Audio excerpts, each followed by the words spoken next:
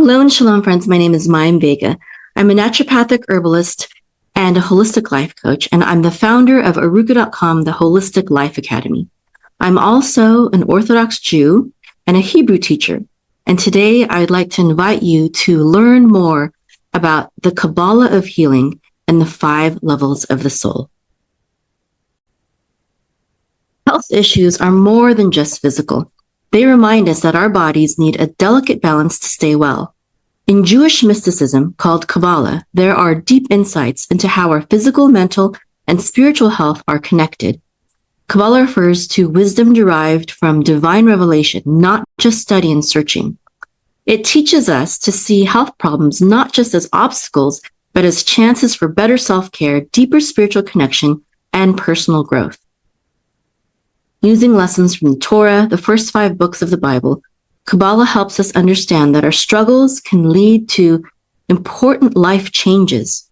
And this way of thinking encourages us to look beyond standard treatments and see health challenges as opportunities to improve our whole life, aligning it with our spiritual values.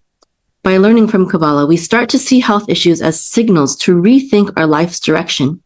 And this approach doesn't just help us manage symptoms, but also helps us find balance and peace across all areas of life, leading to true healing and a more fulfilling life. Now, in Judaism, the approach to healing is deeply spiritual, seen as a collaborative effort between individuals and the divine, referred to as Hashem Rofecha, or God, your healer, as stated in Exodus 15:26. This partnership is a cornerstone of Kabbalistic philosophy, which teaches that divine sparks illuminate every part of our being, influencing our overall health.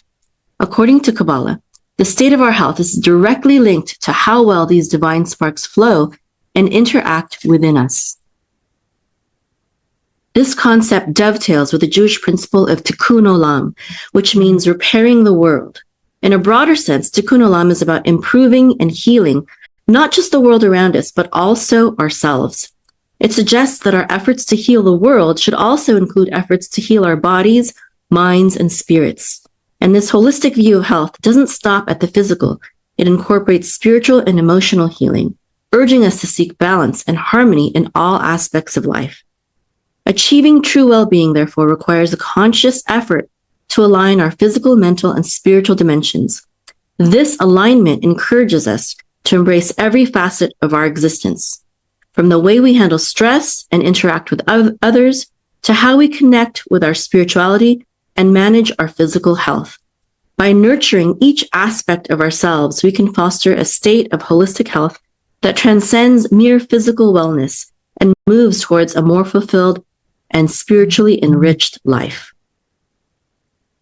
Now let's try to understand the soul-body connection in healing. In Kabbalah, the human experience is understood as a composition of multiple soul levels, each playing a distinct role in our health and well-being. These levels are not merely abstract concepts, but are deeply connected to every aspect of our lives, influencing everything from our physical health to our spiritual development. First level is the nefesh, often translated as the living being. Nefesh represents the life force or vital soul that is associated with our physical existence. It is the lowest level of the soul, directly connected to our bodily functions and survival instincts. The next level of the soul is our ruach, or spirit. This level represents the spirit or emotional soul, as translated usually as spirit in the Bible. And this corresponds to our emotions and moral virtues. The ruach is what allows us to experience feelings and emotions, serving as the intermediate soul level that bridges our basic instincts with higher reasoning. Next is our neshama, translated as usually soul, sometimes breath. But our neshama is the intellectual soul that relates to the human capacity for abstract thought and higher intellectual functions. This level of the soul connects us to divine wisdom, enabling us to discern deeper spiritual truths and ethical understandings. Next is our chaya, or life force. often referred to as our living essence. And Chaya is the level of the soul that transcends individual consciousness and links us to all existence. It represents a higher level of awareness and spiritual consciousness that begins to perceive the unity and purpose of all things. And finally is Yechida, the highest level of the soul. Yechida means uniqueness or singularity or oneness. It is the essence of the soul that binds an individual directly to the divine, embodying the complete oneness with God. Yechida is the core of our spiritual identity, the part of the soul that remains eternally intact and unchanging. And each of these soul levels offers a unique lens through which we can understand our place in the world and the spiritual journey of our lives. They help frame our experiences and growth from the most basic physical interactions to the highest spiritual attainments. Now let's take a closer look at our nefesh, or our physical vitality. This foundational level of the soul is directly tied to our physical health. It governs our basic bodily functions and needs such as nutrition, exercise, and rest. The concept of holistic health in Kabbalah involves a careful balance of these elements to maintain and enhance our vitality and energy. Jewish teachings highlight this sacred nature of the body, likening it to a holy vessel, a temple, if you will, that deserves respect and care. The Midrash, or Jewish legend, portrays the body as something to be cherished and well-maintained, similar to how one would treat a cherished object. Furthermore, Jewish wisdom emphasizes the practice of mindful eating through its advice in Berachot 35a, or the Talmud, where it instructs that one who has food in front of them should not delay eating, but should bless God and partake in it. This passage stresses the importance of being attentive and grateful for the nourishment we receive, suggesting that the act of eating should be approached with mindfulness and reverence. This level of the soul emphasizes a balanced dietary approach as essential for maintaining our health and honoring our bodies, seen as vessels of divine energy. The Maker's Diet, a book by my mentor, naturopath Jordan Rubin, reinforces this idea by promoting a diet rich in organic whole foods, free from processed ingredients, just as God intended, and filled with nutrients necessary for optimal health. The Maker's Diet advocates consuming organic produce, grass-fed meats, and fermented foods, as our ancestors did, which are pivotal for gut health, a key aspect often linked to improved mood and immune system function. Research has shown that a diet high in fruits, vegetables, and healthy fats can reduce the risk of chronic diseases such as diabetes, heart disease, and obesity, highlighting the importance of the food choices we make every day. Echoing the wisdom of Socrates, who advised, "Eat to live, not live to eat."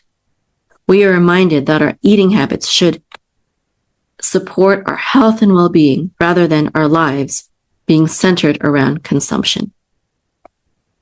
Physical activity is another crucial component of maintaining physical and spiritual well-being. Regular exercise not only strengthens the heart, muscles, and bones, but also significantly boosts our mental health, reducing symptoms of depression and anxiety. Famous fitness expert Jack LaLanne once said, "Exercise is king and nutrition is queen. Put them together and you've got a kingdom." This encapsulates the importance of regular physical activity, recommending at least 150 minutes of moderate intensity aerobic exercise or 75 minutes of vigorous exercise every week, coupled with muscle strengthening activities on 2 or more days. Engaging in physical activities enhances endorphin production, the body's natural painkillers, promoting an overall sense of well-being and connection to the body's inherent vitality. Maimonides, a revered Jewish scholar, also emphasized the benefits of exercise, stating, "As long as one exercises, exerts himself greatly, does not overeat, he will not suffer sickness, and he will grow in strength." This is from his work, Hilchot Deot 4:14, from the Mishneh Torah, highlighting the importance of regular physical activity for maintaining health. Now, adequate rest is also fundamental to holistic health, acting as a restorative process for the mind, body, and soul. Sleep affects almost every type of tissue and system in the body, from the brain, heart, and lungs to metabolism, immune function, mood, and disease resistance. Dr. Matthew Walker, a renowned sleep expert, asserts that the shorter your sleep, the shorter your life, and he highlights the crucial role of sleep in maintaining health, recommending that adults aim for 7 to 9 hours of sleep per night for optimal functioning. Studies have linked sufficient sleep to improved memory and cognitive function, lower stress levels, and better mood regulation, emphasizing good sleep hygiene, such as maintaining a consistent sleep schedule, creating a restful environment, and limiting exposure to screens and EMFs before bedtime, can greatly enhance the quality of sleep, ensuring that the body and mind are aligned and rejuvenated. The Book of Psalms offers this comfort by saying, "In peace I will both lie down and sleep. For you alone, O Lord, make me dwell in safety." Psalms 4:8. Underscoring the divine blessing found in restful sleep. By understanding and nurturing the nephesh, we lay a strong foundation for overall health, ensuring that our physical well-being supports and enhances our mental and spiritual growth. This holistic approach allows us to better align with Kabbalistic teachings and fulfill our potential in all aspects of life.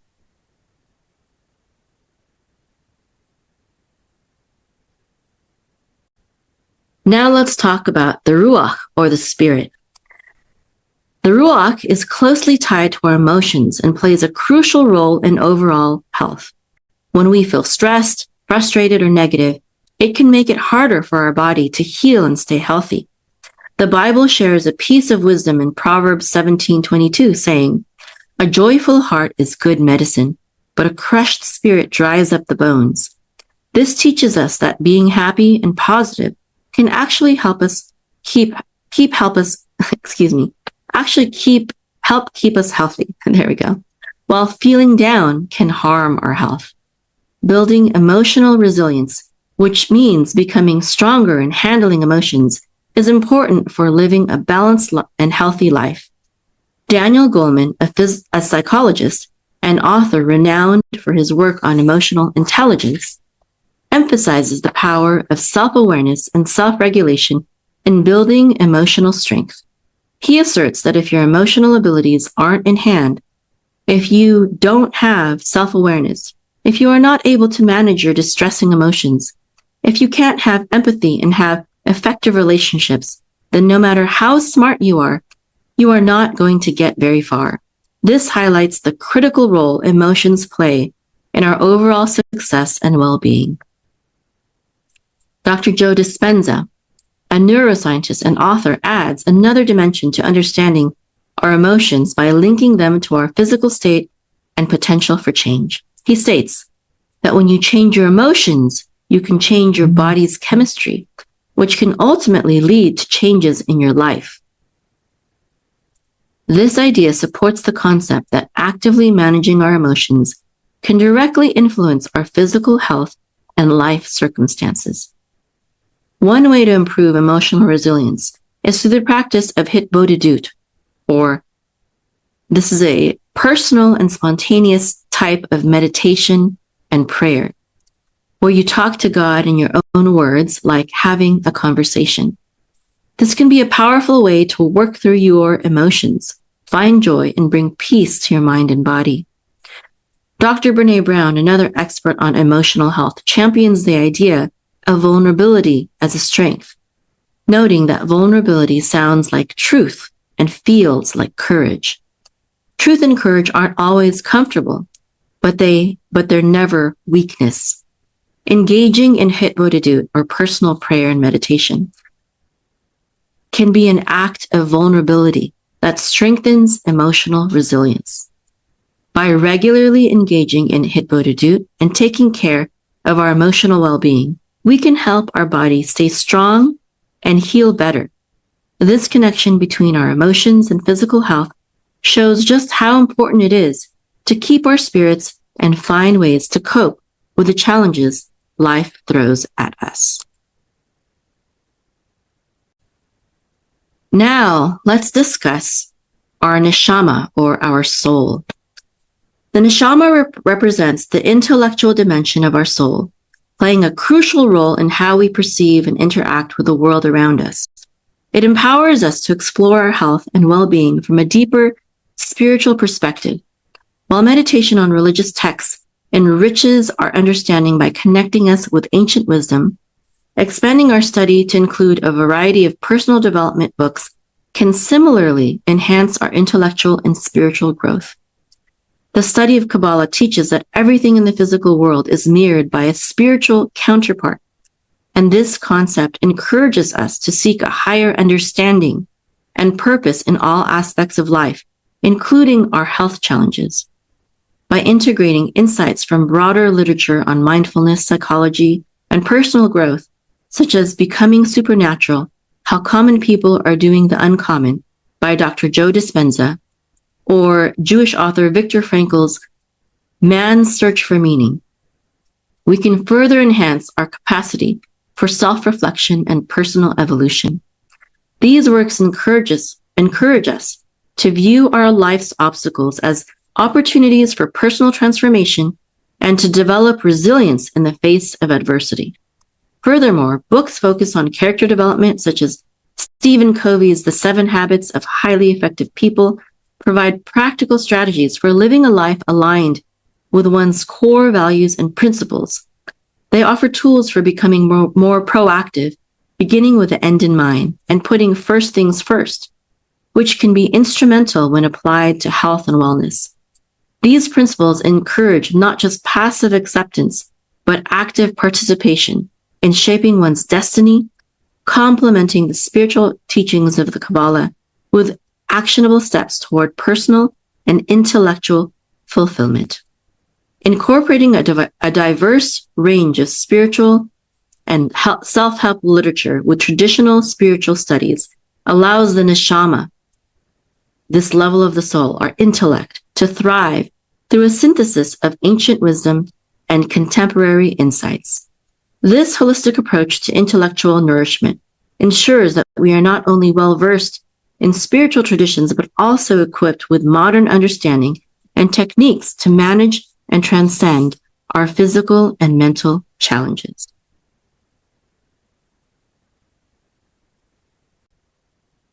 Now let's discuss Haya, our life force.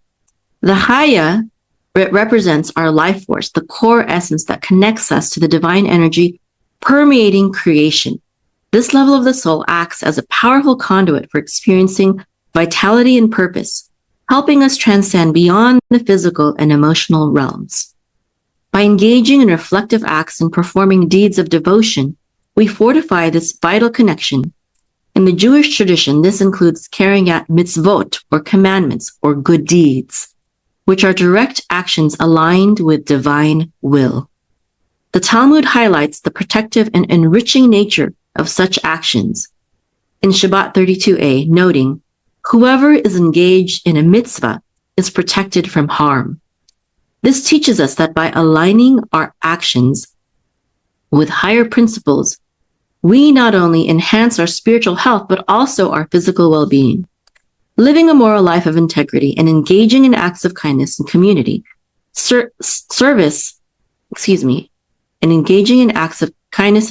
service can serve as practical applications of this idea, offering a way to perform good deeds that benefit others and, by extension, enrich one's own life. Such activities are universally recognized as beneficial, fostering a sense of connection to the community and contributing to a larger cause. This approach to living purposefully echoes the Jewish concept of performing mitzvot, but is accessible to anyone regardless of religious affiliation. Jordan B. Peterson, a contemporary Christian thinker and psychologist, emphasizes the significance of aiming high and adopting responsibility. He says, set your house in perfect order before you criticize the world. He advises, this statement can be interpreted as an encouragement to act righteously and responsibly in our lives, which in turn enhances our ability to contribute positively to the world around us. The Chaya inspires us to live with intention and to recognize the impact of our actions on our holistic well-being. By focusing on performing good deeds, whether through community service, helping those in need, or other altruistic activities, we nurture our life force and foster connection to something greater than ourselves. This connection, cultivated through meaningful actions, can lead to a deeper sense of peace, fulfillment, and well-being, demonstrating that our vitality is significantly influenced by how we choose to interact with the world around us. And finally, we reach the highest level of the soul, Yechida, or our unique essence. The Yechida is the highest part of our soul, representing our unique and divine essence. It's a spark that connects us directly to God, helping us to go beyond just being individuals to become part of something eternal. This part of the soul reminds us that each of us has a special purpose and a unique connection to the Creator that no one else has. As it is written in Psalm 139:14, I praise you, for I am fearfully and wonderfully made. Wonderful are your works. My soul knows it very well. To strengthen the Yechida, we need to spend time in deep thought, sincere prayer and meditation, study spiritual texts like the Bible, and explore the wisdom of other great spiritual leaders throughout history, striving to live according to God's will. Psalm 119:105 offers guidance for this journey.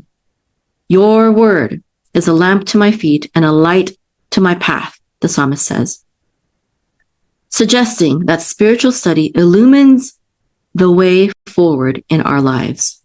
Doing this not only fills us with a deep sense of peace and balance, but also helps us fulfill our true potential.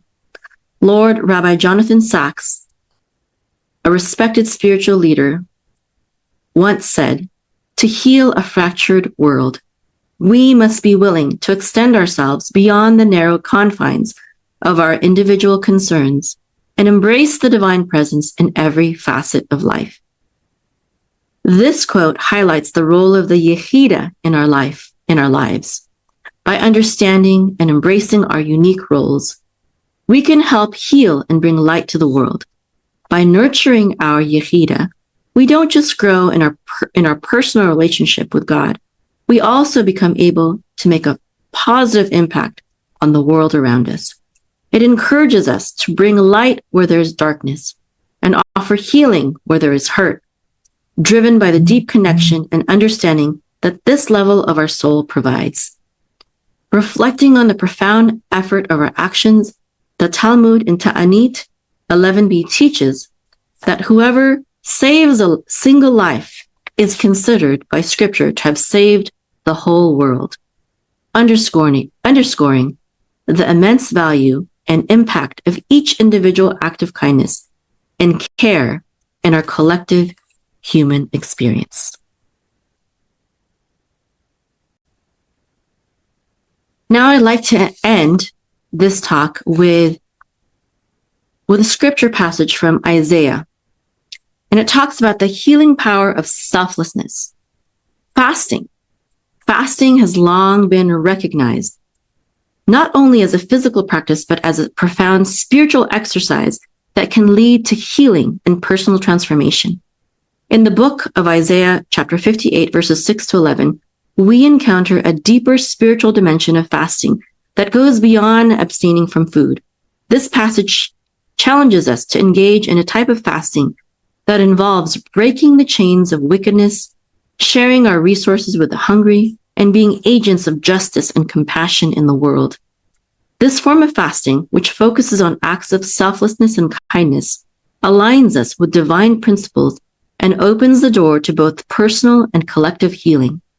Isaiah teaches that through this spiritual fast, your healing will come quickly, highlighting that when we extend ourselves to meet the needs of others, we not only heal our community, but also invite healing into our own lives.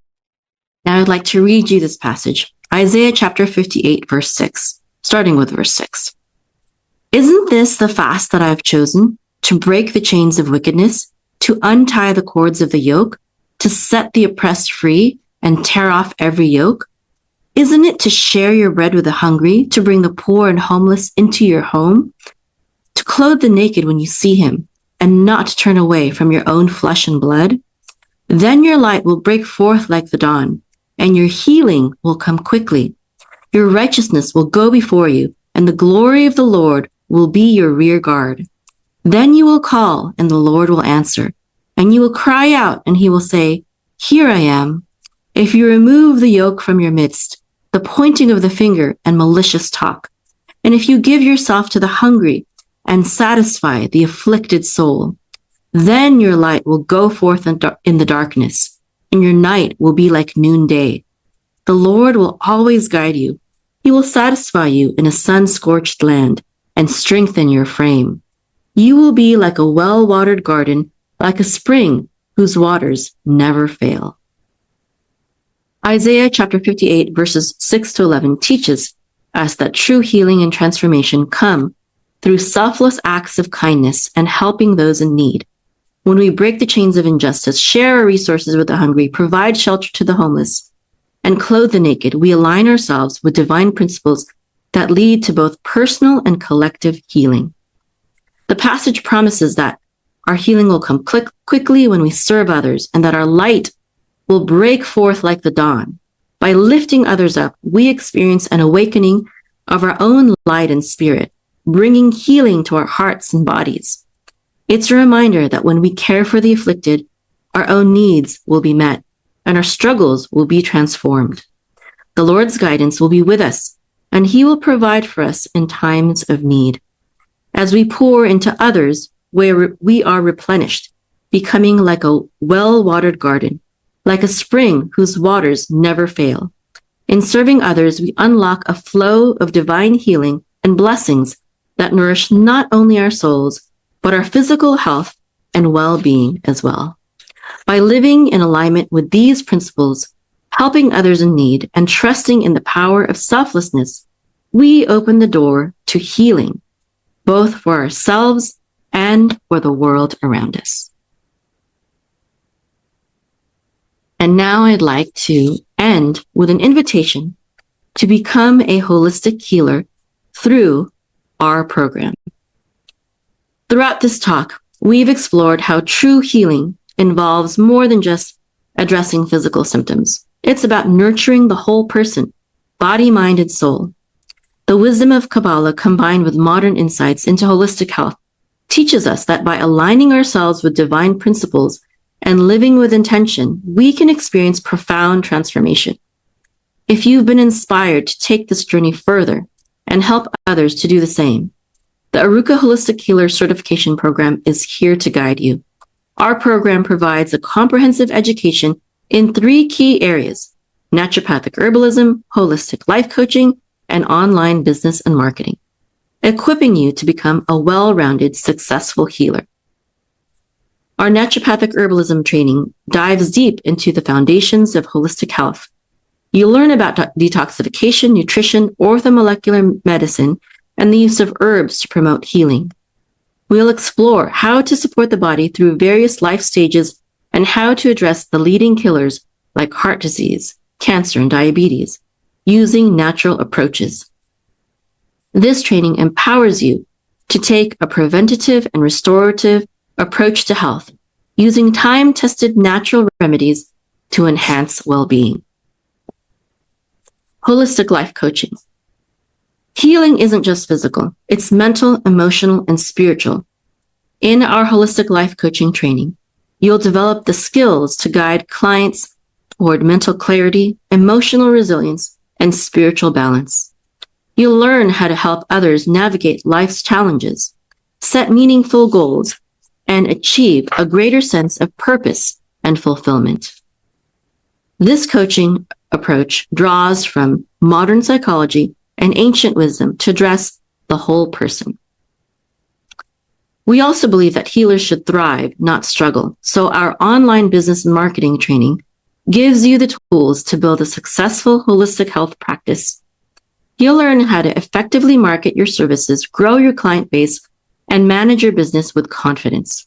From creating a strong online presence to developing systems that save time and increase revenue, we give you the strategies to build a sustainable, impactful career. At Arukah, you'll learn from some of the best healers in the world, including herbalists, naturopaths, nutritionists, holistic doctors, and neuroscientists. These experts bring a wealth of knowledge and practical experience, ensuring you receive cutting-edge insights and time-tested wisdom. Rooted in science and spirituality, our program integrates rigorous scientific knowledge with deep spiritual insights. You'll gain a solid foundation in both modern health sciences and spiritual practices, creating a holistic approach that addresses every part of human well-being. This balanced approach helps you serve clients with both practical solutions and meaningful spiritual guidance. Whether you're looking to start a new career in holistic health or enhance your existing practice, the Arukah Holistic Healer Certification Program gives you the knowledge and skills needed to succeed. Flexible online courses allow you to learn at your own pace, making it easy to fit your studies into your schedule. So I invite you to take the first step toward becoming a certified holistic healer, which builds upon this foundation of the Kabbalah of Holistic Healing and the 5 levels of the soul. It's an invitation to change lives, including your own. So visit www.arukah.com, arukah.com, to learn more. And together we can heal the world, one person, one soul at a time. Shalom.